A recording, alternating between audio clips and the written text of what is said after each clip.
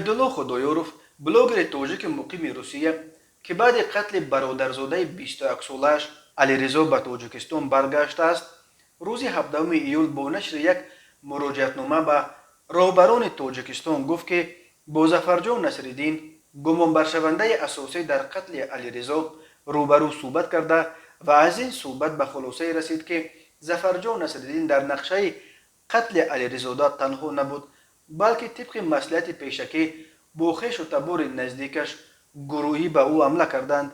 جنیدالله خدایورف به پایگاه خبری بامداد گفت با ظفرجان نصرالدین در دادستانی ناحیه رشت در حضور معاون دادستانی ناحیه و مفتش پرونده روبرو صحبت کرده است. ظفرجان نصرالدین اقرار کرد که آنها از پیش نقشه کشتن علیرضا را مصلحت کردند. همین طور پدر او نصرالدین حسینوف و عمکش سیدجلال حسینوف چند وقت پیش تهدید کرده بودند که علیرضا را میکشیم. همین گونه نیم سال پیش در وقت بازی والیبال حسینوفها به ضد علیرضا علیکی یک بار کارت کشیده بودند.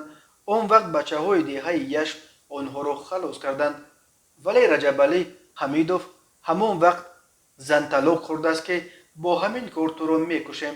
اتفاقا علیرضا را با همین کارت کشتهاند، گفت جنیدالله خدایورف. او از رهبران کشور دعوت کرد که جریان تحقیق این قضیه را زیر نظارت بگیرند و نگذارند که گناهکاران بی‌جزا مانند.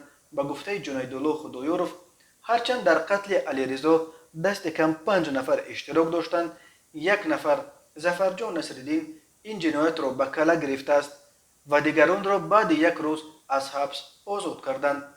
یادآور میشویم روز 12 ایول تخمیناً ساعت 18:00 در دهه یشت ظفرجان نصرالدین با کارد شکاری یک مرتبه به طرف چپ قفس سینه علیرضا خدایورف زده سپس از جای حادثه غیب شده است.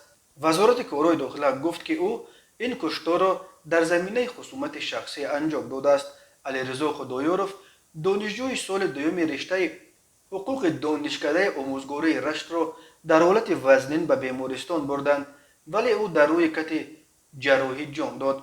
نسبت به ظفرجان نصرالدین بر اساس قسم یکم ماده 104 کودکس جنایتی جمهوری تاجیکستان پرونده جنایتی گشودند. به او بر اساس این بند قانون از 8 تا 15 سال زندان تهدید میکند، اما معلوم نیست که آیا نسبت به آنهایی که در لطخوب علیرضا به ظفرجان هم دستی کردند نیز پرونده باز شده است یا خیر.